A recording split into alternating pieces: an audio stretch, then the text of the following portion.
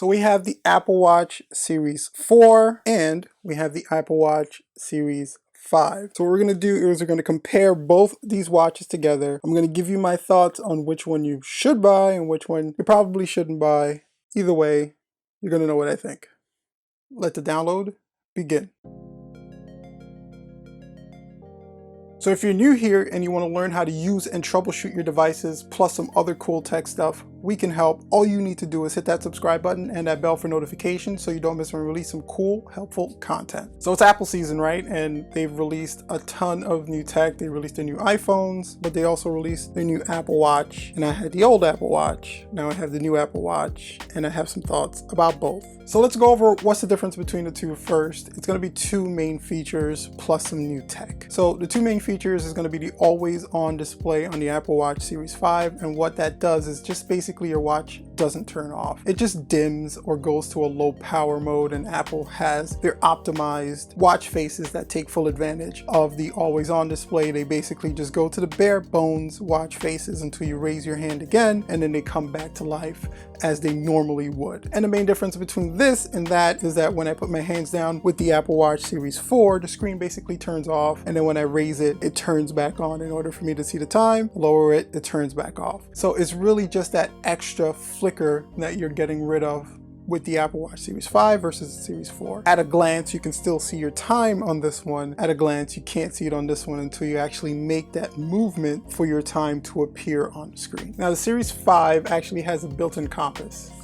I said compass because the last time I said compass, some people had a problem with the way I said compass, so I'm going to say compass. It has a built-in compass. And I think that really comes in handy if you're jogging or if you're hiking or if you're an outdoorsy person. You always need that particular device. I'm going to say what it is, but you always need that device anyway, so it's nice to have it built into your watch on your watch face at ready to be used. So it's another really cool feature. It's not an application, it's actually something that's built into the watch itself. So it's not necessarily an app that you would just download for your Series 4 because it's a piece of hardware that's actually built into the Series 5. So it's a difference, and it's an advantage that this one has over this one. And like with any new technology, this has a better chipset, it has more battery. It's just a better overall thing because it's brand new. It's newer than the Series 4. This one has last year's tech. This one has this year's tech. Now I'm going to get into what I like and what I don't like about the Series 5, and you'll see that it's basically the same list. What do I mean by that?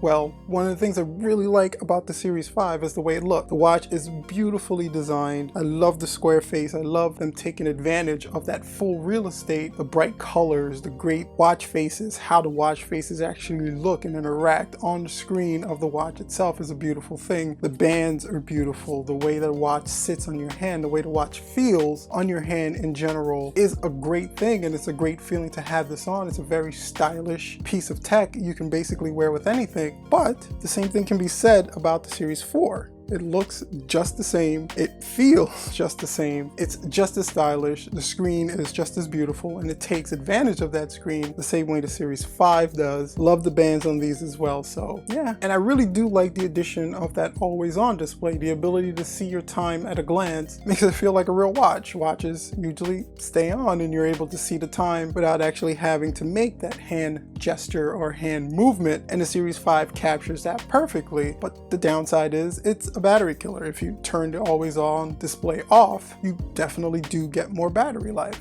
So you're sacrificing your battery life for that additional flick of the wrist or additional little animation that comes with the Series 4. So is it really worth it? Is a question of sacrificing battery life versus having that always on display. And one of the things I've noticed about the always on display is that it's really good in the brightness of day, but sometimes when you get into dark lit rooms, I'm having a lot of problem with the screen just seeming a lot more dim than on the Series 4. If you put the two watches together in a dark environment, you'll see that the Series 4 is actually a little bit brighter than the Series 5, and I'm assuming that's probably because of the always on display just trying to detect the light or the movement in the room or something, but it does seem to be dimmer. We've tried everything to kind of make it brighter, but there just doesn't seem to be an option to do so. I think it's just natural naturally dimmer than the Series 4. So I think my biggest complaint about the Series 5 is, with the exception of a couple of features, is basically the same watch. You're basically getting the same design, the same form factor, with some other added on features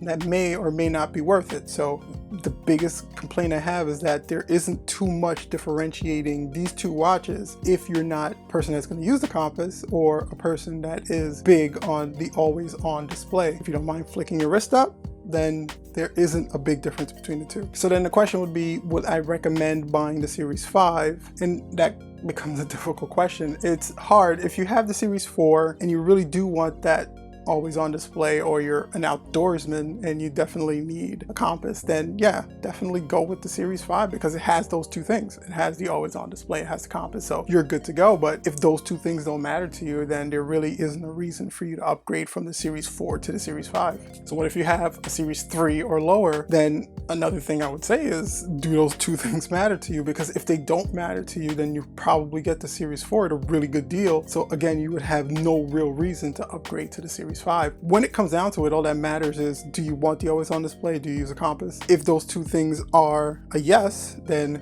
yeah, you should definitely buy this. If those things are a no, then you should either stick to or buy this one. So anyway, guys, let me know what you think in the comment section down below. Am I completely wrong? Share that in the comment section. Are you getting the Series 5 over the Series 4? Or are you going to go with the Series 4 or sticking with your Series 4? Share that in the comment section as well. So this video is going to teach you a little bit more about the watchOS features that the new watchOS 6 offers, and this is something that YouTube believes you'd enjoy watching. Thank you so much for checking out the video. Don't forget to hit that subscribe button and that bell for notifications so you don't miss when we release some cool, helpful content like this one. Until next time, guys. Peace.